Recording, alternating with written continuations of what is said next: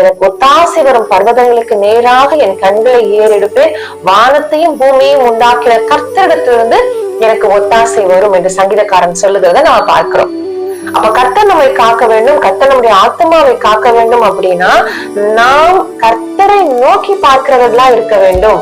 ஒத்தாசை வரும், எனக்கு உதவி வரும், எனக்கு ஒத்தாசை வரும், பர்வதங்களுக்கு நேராக என் கண்களை ஏறெடுக்கிறேன் என்று சொல்லுகிறார். அப்போ எனக்கு ஒத்தாசை வரும் தேவனுக்கு நேராக நான் என் கண்களை ஏறெடுக்கும் பொழுது சங்கீதக்காரன் சொல்லுகிறான் அல்லவா, வேலைக்காரியின் கண்கள் தங்கள் எஜமாட்டியின் கைகளை நோக்கி இருக்குமா போலவும், வேலைக்காரரின் கண்கள் தங்கள் எஜமானர்களின் கைகளை நோக்கி இருக்குமா போலவும், எங்கள் தேவனாகிய கர்த்தர் எங்களுக்கு இரக்கம் செய்யும் வரைக்கும் எங்கள் கண்கள் அவரையே நோக்கி கொண்டிருக்கிறது. அப்படி போல நம்முடைய கண்கள் எப்பொழுதும் நமக்கு ஒத்தாசை வரும் பர்வதமாகிய தேவனையே நோக்கி பார்த்து கொண்டிருக்கும் பொழுது கர்த்தர் எல்லா காரியங்களிலும் தேவன் நம்மை பாதுகாக்க வல்லவராயிருக்கிறார். அவர் நம்ம ஆத்மாவை காப்பார் என்று வசனம் சொல்லுகிறது.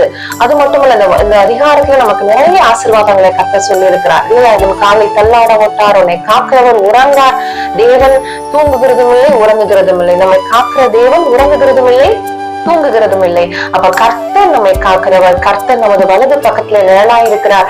எப்பொழுது எப்படி அந்த நிழல் மனுஷனோடு கூட அந்த சூரிய வெளிச்சம், அதாவது வெளிச்சம் இருக்கிற வரைக்கும் நிழல் எப்படி மனுஷனோடு கூட இருக்கிறதோ, அப்படியே அவன் எங்கு போனாலும் அவனை தொடர்கிறதோ, அவனோடு கூட இருக்கிறதோ, அப்படியே கர்த்தரும் நாம் எங்கு போனாலும் எங்கு வந்தாலும் நம்மோடு கூட நடக்கிறவராக காணப்படுகிறார் என்று வசனம் சொல்லுகிறது.